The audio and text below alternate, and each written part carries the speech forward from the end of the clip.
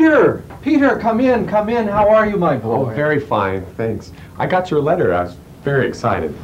The letter, yes. I need to speak to you a little bit about that. It seems I haven't communicated to you how I truly feel on that matter. Let's speak in the library, shall we? Good. I'd love the opportunity to talk with you about it. Yes.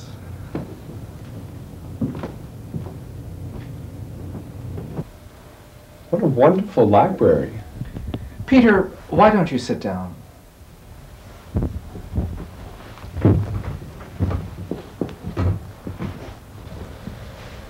Peter, can you tell me why it is that you're so happy? Because I have now decided to become an artist. You're happy because you've decided to become an artist. Well, let me tell you that you should not be happy.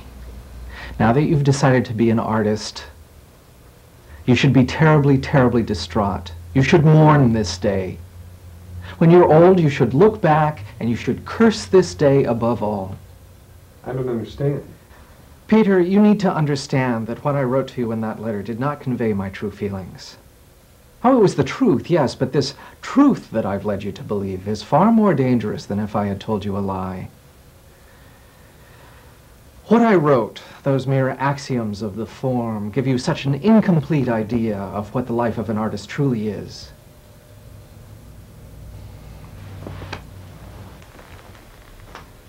No matter how hard you study technique, it may not be in your nature to become an artist. You must accept that. Without a rich vein of natural ability, you're bound to fail. You're like an athlete. Both an athlete and an artist need to have something innate in them. But whereas an athlete soon learns of his shortcomings because catcalls chase him from the field, an artist has no one to laugh at his inabilities. So he goes on writing, believing in his own superiority, and he never discovers his own failures. Uncle, I've shown my work to many of my friends. They were quite impressed. Your friends? Your friends are slanted. They grasp onto any shred of success to blow the work into a masterpiece. Never show your work to a friend. Show it to me or to your father. It'd be far more valuable to show your work to an enemy than to a friend. If an enemy is impressed, you may have something there. But the ovations of a friend mean nothing. But, Uncle, this does not frighten me. I'll show you what I've written. You'll be quite proud. This doesn't scare me away from art. Of course not. Because you're still young and naive. You have these dreams of fame and fortune. You think that you can change the world.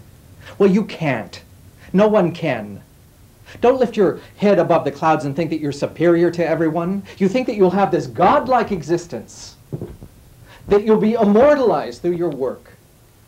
Well, if you choose to become an artist, your life will be very different. An artist's life is full of pain and frustration. Even if he has skills, he will undoubtedly be ignored, passed over without hesitation. Possibly he'll be discovered years after he's dead, but even this is doubtful. An artist grabs hold of any opportunity to have his work discovered. He's like a leech that grabs hold of a host and won't release himself until he is gorged with blood. An artist is the most despised of all. If a man runs across an artist lying at the bottom of a well, crying for help, he'll leave him there to die and be happy that there is one less pretentious artist in the world. And I ask you, what would you do if you should happen across an artist lying silent in the bottom of a well? Well, I would save him. Don't ever. He probably threw himself there to end his own life. This is the life of an artist. The obstacles are almost insurmountable. While there can be such a thing as a mediocre accountant or a mediocre doctor, there can be no mediocre artist. Such a thing could never exist. If you are an artist, you must understand that if your work misses true excellence by only a little, it verges on deepest failure. I know the obstacles will be difficult. I understand. But nothing can keep me away from my dream.